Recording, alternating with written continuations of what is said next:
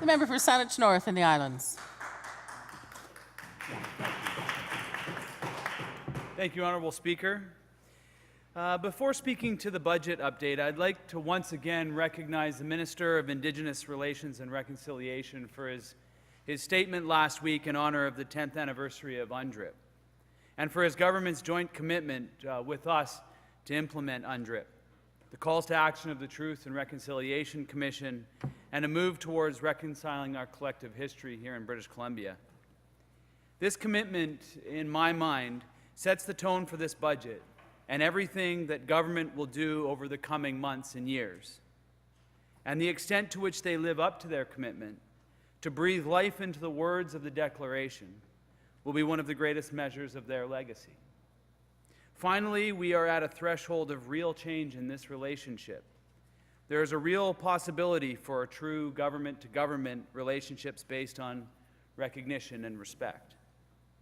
The space that we occupy at this moment in time is truly historic, and it's a time to embrace the opportunity before us. This sense of change extends much further. We are living in a time of extraordinary change in British Columbia, both in scope and in pace. This budget update shows that our economy continues to enjoy strong economic growth as measured by GDP, and this is undoubtedly positive. However, GDP does not tell the whole story of the health of our economy. It does not capture the changes we're seeing in how our economy functions, or the affordability crisis squeezing British Columbians. While government policy has firmly been lodged in the 20th century, applying ideas of my late grandparents' generation, the economy is rapidly changing. It's hard to picture what our province and our daily lives will look like 20 years from now, or even in 10 years' time. Much of this change is due to technological advances. Automation is set to have effects on the structure of our economy and our workforce that we can only begin to imagine. There are huge challenges in this time of transition, but there are also huge and incredible opportunities. To seize them, we must position ourselves at the forefront of the emerging economy. We must develop a long-term economic vision which moves beyond old ways of thinking. The BC Greens' economic vision is to build resilient and prosperous communities. The notion that economic investment in this province only counts when it's an investment in the resource sector is not reflected in our current reality, and it isn't reflected in the emerging economy. The space that we occupy, that was what I already said. There are incredible opportunities to revolutionize the resource economy that built this province. Not the wholesale liquidation of our assets as we've seen in recent years, but a thoughtful, well-informed, strategic approach. An approach that minimizes waste and invests in adding value right here in British Columbia. So I'm thrilled that this budget update included two items from our platform: the Emerging Economy Task Force and the Innovation Commission, designed to build the future of our economy. The Emerging Economy Task Force will look at the changing nature of business and how we can position BC to be at the forefront. The task of the Innovation Commission is to foster innovation in the emerging economy, not only in the tech sector, but across sectors, supporting innovation in our resource sector, such as forestry, for example. Not only is our economy changing, the climate is changing in undeniable ways, which are already having wide-ranging effects on communities across British Columbia. Rural communities have seen the devastation of the pine beetle infestation, flooding, and wildfires, just to name a couple of challenges that we face. We are still going through the worst of the wildfire season worst wildfire season on record, which has had devastating impacts on communities across British Columbia, and which our incredible firefighters and volunteers are still fighting. As we have seen in these communities, British Columbians are extraordinarily resilient, and we must do more to support them. In the face of climate change, we cannot afford to stick our heads in the sand. It is a challenge that requires that we take bold action, and we take it today. We were once leaders in addressing climate change, but sadly we've become laggards. This is not good enough, not for now or for future generations. On this front, I am thrilled to see meaningful action on climate change in this budget update being taken through the increases in carbon tax. I look forward to future budgets where the government will broaden the carbon tax to include forest slash-pile burning and fugitive emissions. I hope that the work will not stop there and that this government will introduce measures to move away from the internal combustion engine on our roads by incentivizing and educating British Columbians to make the default choice the low-carbon choice. Through these and other steps, we can once again become a leader in addressing climate change. In response to the changes we are seeing across the board, we need to take bold, forward-looking action to foster resilience in our communities and to enable us to seize opportunities that arise from change. We need to support people to be resilient, and to this end, education is the single most important investment our government can make in British Columbians. We said that we were going to make education the highest priority, that we were going to give our children, all of our children, the tools they need to thrive in a rapidly changing world.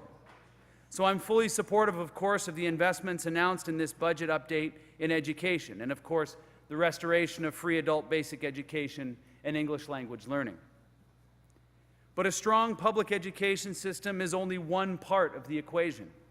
Providing parents access to childcare and mid-career retraining programs provides people the ability to prosper and provide stability in our society. I have 2 young children. Both are now in public school. Ella, my daughter, just started kindergarten last week. She's pretty cute, I have to say. For the past 10 years, I have been a work-from-home father. Emily and I decided that we were going to raise our children, and so that we have largely become a one-income family for that period of time. It is important that our government develop a child care and early childhood education program that considers parents who want this flexibility. When we design this program, we must do it with care and attention. The increasing costs of child care weigh on the minds of so many and add stress to all the other factors making life less affordable, like access to safe and affordable housing near our work and near our families. We have less time to spend on the ball field and playing with our children, and that increases an empty, guilty feeling while we're gridlocked in traffic. We are less happy, less productive, and what should be the most productive years of our careers. This is not good for community, and it's not good for our economy. I am a strong advocate for supporting parents support their children. That is why I'm excited to work with the government thoughtfully to develop childcare and early childhood education programs over the coming weeks and months. Childcare, early childhood education, public education, adult basic education, and post-secondary are all critical components to providing British Columbians the education that we need to succeed in the 21st century.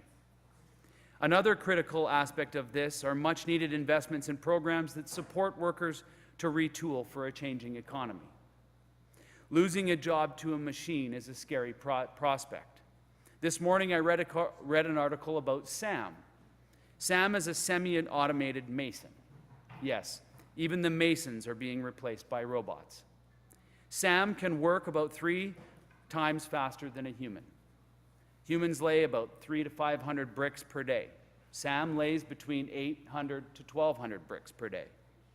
As automation accelerates and people undergo more work transitions, we need to support people to shift gears and retrain mid-career.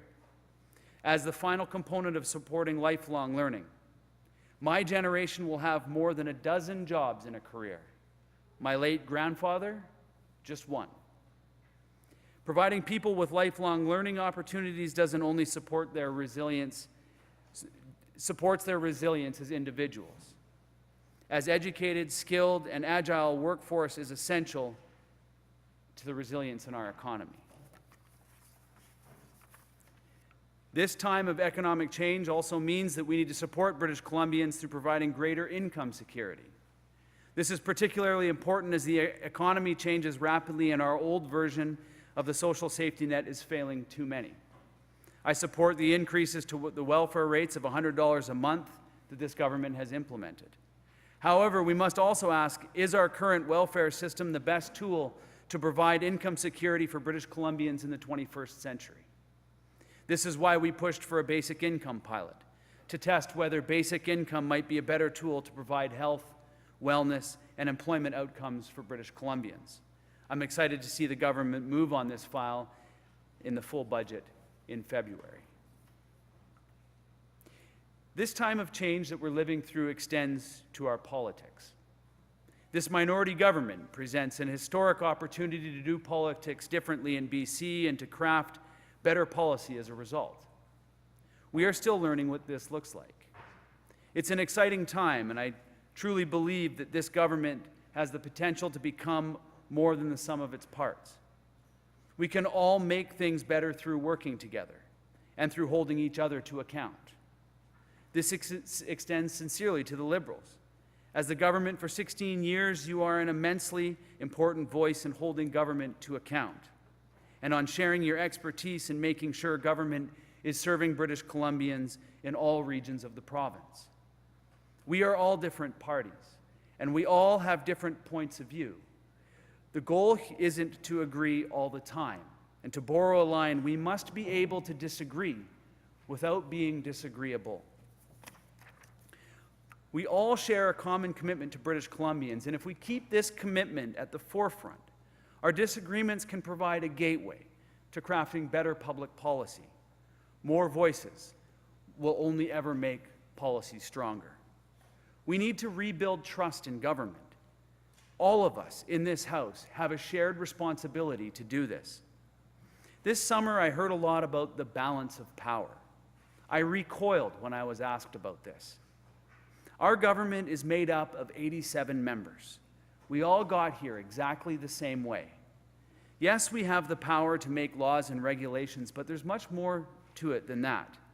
We share a responsibility to all British Columbians to work collaboratively to develop and strengthen public policy focused on increasing the quality of our communities, our lives, our economy, and our environment.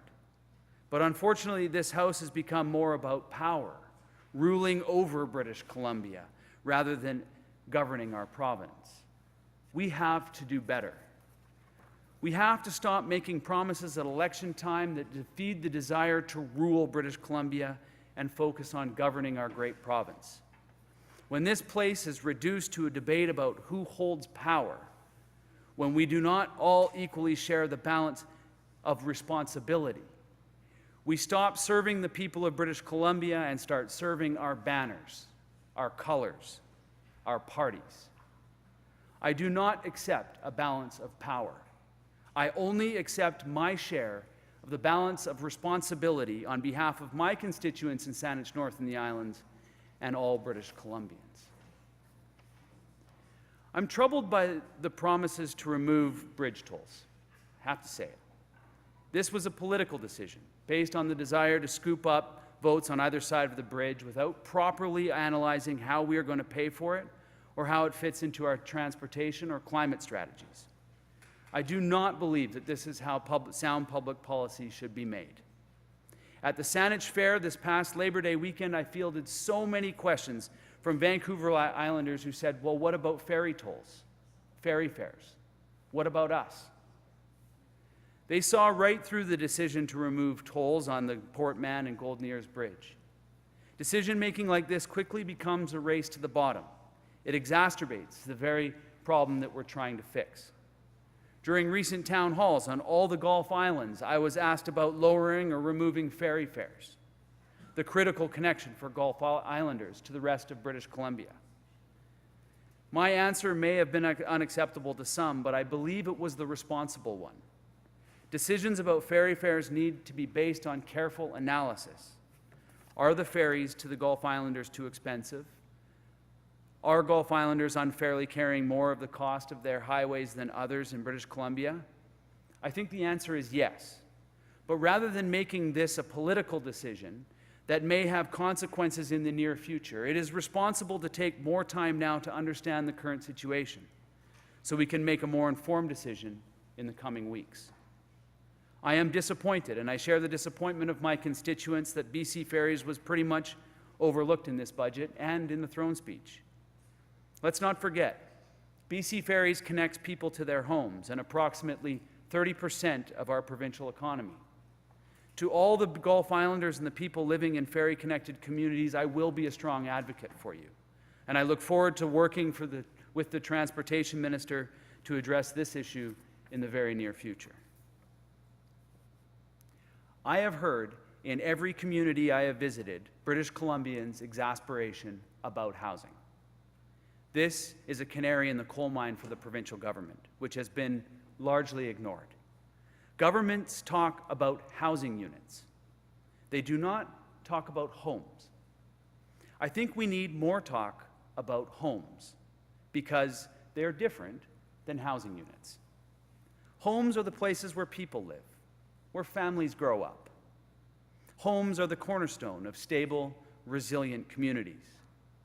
In my opinion, when your home is a rock, we have much stronger social outcomes, economic and environmental outcomes as well.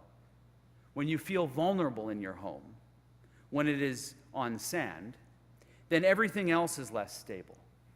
And that is when desperation sets in. From what I have seen so far, the desperation that has set in for many British Columbians, and it's from across a vast socioeconomic spectrum. We can address immediately housing affordability issues, the leaky bucket, by plugging the holes, but we ultimately need public policy that is more than just about plugging holes. We need to address the integrity of the bucket. It is pretty clear to me that the former government used the runaway housing market to cash in on their strong economy rhetoric when their promises around natural gas did not come to fruition as planned. Housing is too important to the stability of our society to be playing political games with. So I support this budget's investment in affordable housing. But I want to push further. I want us to dig deeper. In my opinion, we are not going to solve the problems of housing affordability by simply endlessly increasing inventory. British Columbia is blessed with an endless supply of demand from people who want to live in our beautiful province from all across our country and all across the world. We must take bold action to curb the rampant speculation in our housing market, which is turning our homes solely into commodities. That said, we must do this with caution. Many British Columbians are banking on the value of their homes for their retirement. So this is the fine line that we are walking. Homes define a community, and communities define a province. The unwillingness of the previous government to tackle this issue head-on is breaking our communities, and it is breaking our province. I sincerely hope that this government will show itself willing to treat the roots of this issue, to truly tackle the housing affordability crisis gripping our province. I will be working with them going forward to ensure that meaningful action is taken. We are having some fundamental discussions in our communities about governance. In my riding alone, Salt Spring Island has had a long debate on incorporation, and the Saanich Peninsula and Greater Victoria, amalgamation. A referendum ended Salt Spring's incorporation debate with residents choosing the status quo. A report recently released identified ways the Greater Victoria municipalities could work more closely together. While these initiatives addressed the immediate question at hand, nothing has changed. Communities make a province, and how those communities are working together, managing those fence lines and their connections across the fence lines, ultimately is what defines who we are as a province. It is our duty to make sure that government is serving the people and that they're ultimately in control of their governance at the community level and at the provincial level. When public debate about incorporation or amalgamation exists, it is a sign that the communities are not feeling well served by their governance structures, and we have a duty to act. Housing, transportation, business all exist in community, And if the community governance is not working, if we cannot effectively build sewage treatment systems or effectively negotiate better transportation and transit options because it is unclear what fence lines we are responsible for and what fence lines we are tending to, then the governance structure needs attention. The provincial government has a critical role in addressing this, and those conversations will start with this new government next week at the Union of BC Municipalities. I look forward to working with the Minister of Community Affairs and Housing and the Parliamentary Secretary for TransLink to address these issues in future budgets. To sum up, there is much in this budget that I fully support. I'm thrilled that this budget update includes the Emerging Economy Task Force and the Innovation Commission, the 2 BC Green ideas out of our platform, designed to build the future of our economy and enable us to seize exciting opportunities. I welcome the increases to the carbon tax announced in this budget. This is the first of a number of steps that need to be taken to take meaningful action on climate change, enabling BC to once again become a climate leader. I am fully supportive, of course, of the investments announced in this budget in public education and the restoration of free adult basic education and English language learning. And I'm excited to work with the government to thoughtfully develop childcare and early childhood education programs over the coming weeks and months. I support the long overdue welfare rates, increase of welfare rates by $100 a month. But we also must take a step back and ask a more fundamental question than if our welfare rates are adequate to support the fundamentals of a decent life, which of course I don't believe that they're still not. We must ask whether our social assistance system needs updating to adapt to the 21st century. To help us answer this question, I look forward to the introduction of a basic income pilot in the full budget in February. There are also items in this budget that I disagree with. The removal of bridge tolls stands out. It's the result of a political calculation done to win votes without properly analyzing its impact on the government books or its place within our transportation and climate strategies. I'm disappointed, and I share my disappointment of my constituents that the BC Ferries was pretty much overlooked in this budget. I will advocate for all the Gulf Islanders living in ferry-connected communities because this issue hasn't been taken seriously enough.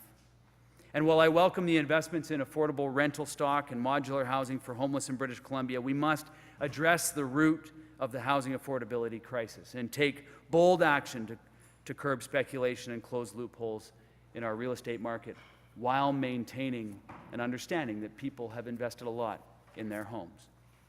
Housing is too important. It's too fundamental to the well-being of British Columbians and to the health of our communities, to the health of our province, to only take action on the sidelines of this crisis. We must face the housing affordability crisis and the many challenges facing us in BC head-on. We are in a time of change in BC, and as we navigate it, we must at all times be thinking, what do we want our communities to look like today and tomorrow? How do we want to shape our future? Going forward, we must embrace a vision for the future of our province that is hopeful, that brings new opportunities, and rejects the premise that we are divided. Through making smart, unbiased choices based on the long-term vision for BC, we can seize the exciting opportunities arising out of our changing world. We can build a province where British Columbians enjoy a high quality of life for generations to come. Thank you. Thank you, member.